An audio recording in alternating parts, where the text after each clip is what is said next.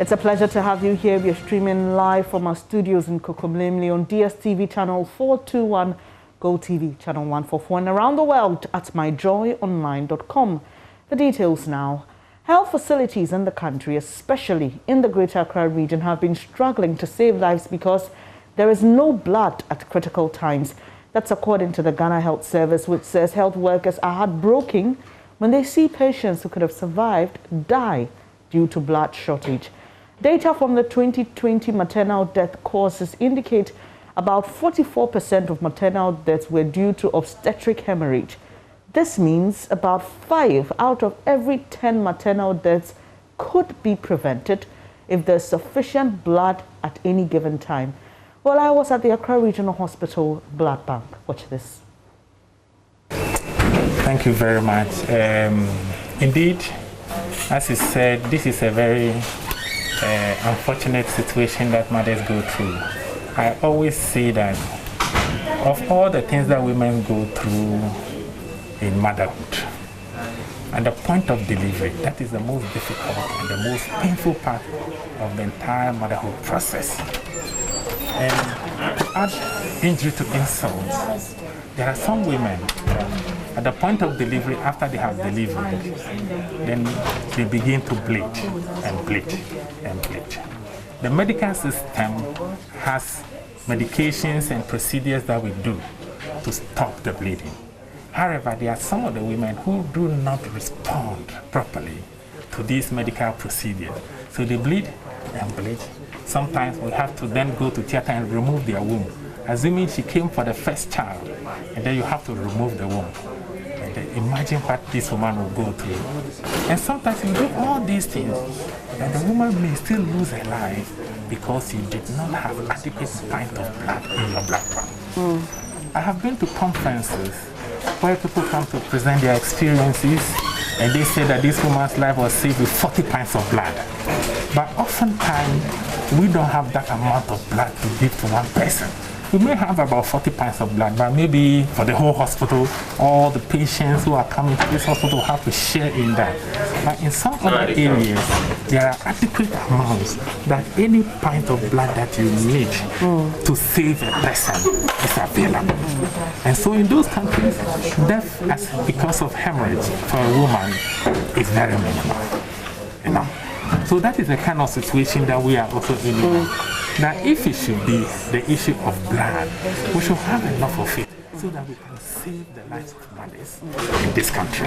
Doc, we'll talk a lot more about all the issues and challenges surrounding this effort to save lives, especially that of mothers. Yeah. But one of the hindrances is fear and myths, and people think this whole thing is shrouded in some mystery. So I'd like you to just take us through the process of blood donation so that for people who think this is a mysterious thing, it will just allay their fears. Thank you very much. Yes, it's unfortunate that people fear blood donation, you know, but the fact of the matter is that it's a very simple procedure. The fact of the matter is that at any point in time, the average healthy person has enough blood to be able to give out a pint at a time. And an individual can donate about 2 to 3 times, sometimes 4 times in a year. Do you see? And the procedure itself, when you go in, you will see some of the videos. The procedure is a very simple procedure. A blood vessel is identified, a major blood vessel is identified, a needle is stuck into it, and then the blood just flows. And once the blood is flowing, you will not even know anything is happening.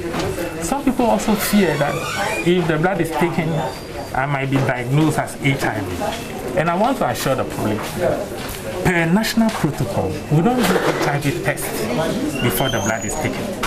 All that we do is that the blood samples are taken, we put codes on them, and then later on, some of these tests are done. Unless, of course, the person himself requests from the staff that he wants to know his HIV status. If you do not want to know, nobody is going to do any HIV test and then inform you that this and that is the issue. However, those tests will definitely be done on the blood sample those samples that we feel are contaminated will be discarded. So that is the process. Okay. So it's completely safe, and I would like to take you into the room so that you see it for yourself. Definitely. Yeah.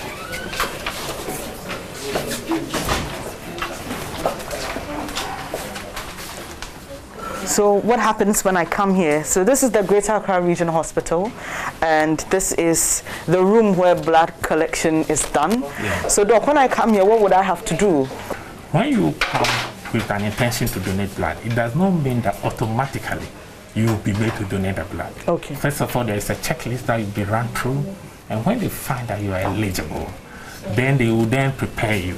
Okay. They will prepare you, and then they will make sure they will do a quick examination, make sure you are not pale or anemic, and so on and so forth. When they see that you are completely okay to undergo blood transfusion, then they'll put you on these comfortable chairs. Okay. That's this chair, right? Yeah, this okay. comfortable So chairs. once you sit in this chair, this chair can be reclined as it was done, as has been done there. Okay. So that as if you are in a lying down position, and then they make you to relax. Thankfully, we found a gentleman who is donating blood, and just a little interaction with him, then we can continue our conversation with Dr. Srofenyo. Hello, my name is Benis. I work with JoyNews. What's your name? I'm Richard Kruger, please. Richard. Okay, so it's great to see you here, also because we are told that a lot of people don't like the idea of donating blood. So is this your first time? Yes, please. How did you feel when you were coming? Can you speak up a little? Yes, please. To be honest with you, coming here this afternoon, I was really anxious because it was my first time. They usually donate blood back in school, but then I was not really a fan because of the stories I used to hear about it. So I was really scared. But then when I got here and then I was prepared for the donation, as I started, I realized it's way painless than they say it is. They just say it's painless, but then when you come sit here, you realize there's no actual pain. And this being my first time, like I'm encouraging you to just come donate more than because there's no pain at all, as you can see. So yeah, you look very relaxed. So did you have to come and do this for a relative or a friend, or you just walked in to donate blood? Yes, I had to do this for a relative actually. Okay. My older sister is pregnant and then she needs blood. Oh wow, she's pregnant. So has she already given birth? She's yet to give birth. Okay. Oh, that's very nice of you. Thank you so much for doing this to save a life. So you've just heard his story. He says, look, I was anxious, but it's not what you really think it is. So for all of you who have all those funny ideas, I hope this settles you and gives you the courage to come. The Greater Accra Regional Hospital is ever ready to welcome you. Dr. Srofenyo will be glad if you come around to donate blood. So Doc, let's continue our conversation because when I read the release from the hospital about 44% of women who died last year could have been saved if there was blood, I began to wonder, okay, so why don't we do it like we do for surgeries where, you could take the blood ahead of the surgery in case of any eventualities, then you know that you have blood ready to save. Is that what happens, or sometimes it's difficult to predict it? Yes, so because it is difficult to predict who will deliver and bleed, what we do is that once you are pregnant and you come to our hospital to book, we encourage you to inform your family members to come and donate blood for you ahead of time. And when the blood is donated for you, you'll be given a sheet which will be added to your antenatal booklet. So when you come in labor, then the information is there that you have donated 1 or 2 pints of blood. However, we are a referral hospital. There are people who attend antenatal clinic at various places. During labor, they are bleeding. They may have delivered bleeding, or during labor, there is a complication for which they are referred to the regional hospital. When they come here, they have not donated any blood, but they may have a complication that needs blood transfusion. And this is what put excess stress on our stock. So there may be people who have booked with us who may have donated blood. There may be other people who come as emergency who are requiring blood.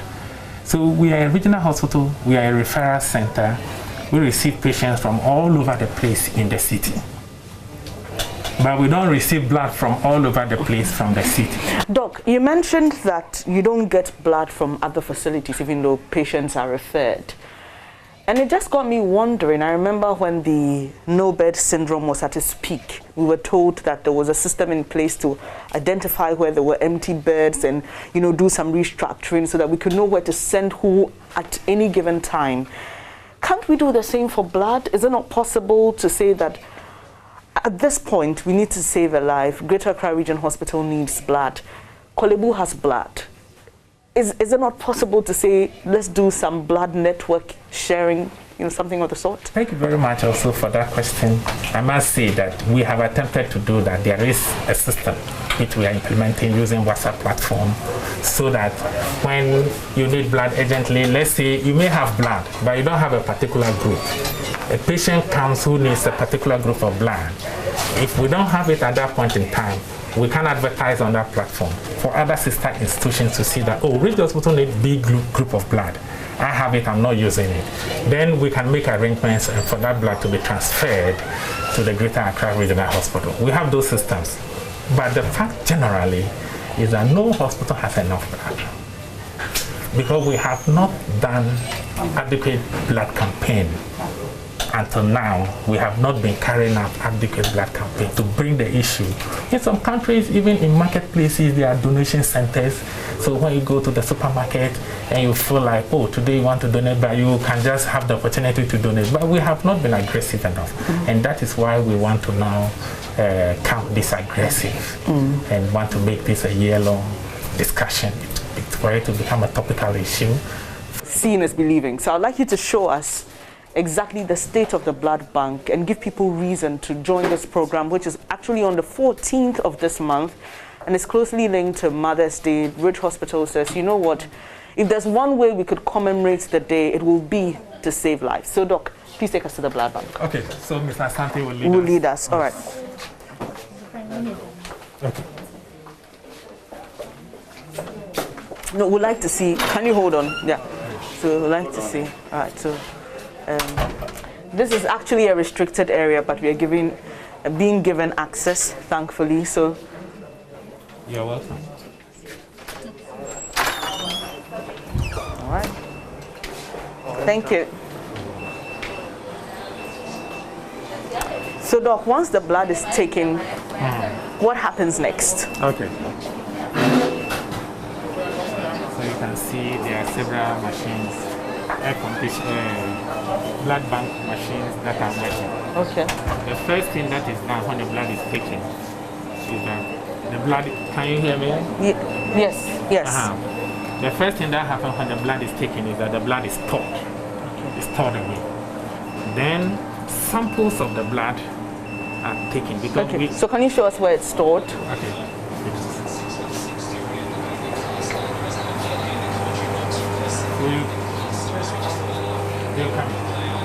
Okay, great. On screen blood. Okay. So this means that this one has not yet been, the samples have not been taken and tested yet. Okay, so for the gentleman we met, once his blood is taken, it's brought here to the unscreened blood compartment. Okay. And then what happens after that? The samples are taken, small aliquots of the blood are taken, and there are standard tests that are done, hepatitis and then HIV.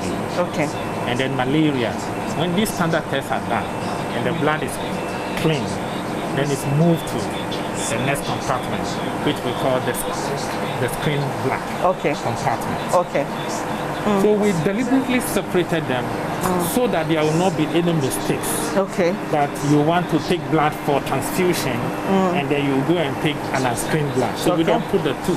As you can see, we don't. So you can see that a hospital of this stature, that is, we deliver about 700 women every month, sometimes 800, and this is what we have. This is not enough. And we deliver about 30 women a day. So I just want to get this straight. This is your current stock. Yeah. This is what you have now. Yes. Wow. That's not even up to 20. For the size of the hospital we are talking about, this is woefully inadequate. Wow. Yes. I mean, and this is why I wanted you to bring us here, because in my mind's eye, obviously we knew there was a problem, but I didn't know it was this bad. Yeah. I can see A positive, so you also separate according to the groups. Okay. Again, we separate according to the group. So, Doc, I can see that the blood looks a bit frozen. So, if somebody needs blood right now, how is the blood processed for the person? Okay, so when you need blood, we don't transfuse it the way it is chilled.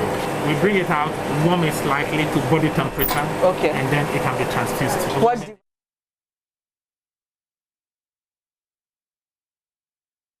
So on the 14th of this month, kindly make your way to the Greater Accra Regional Hospital. Help save a mother's life so that we can change the story.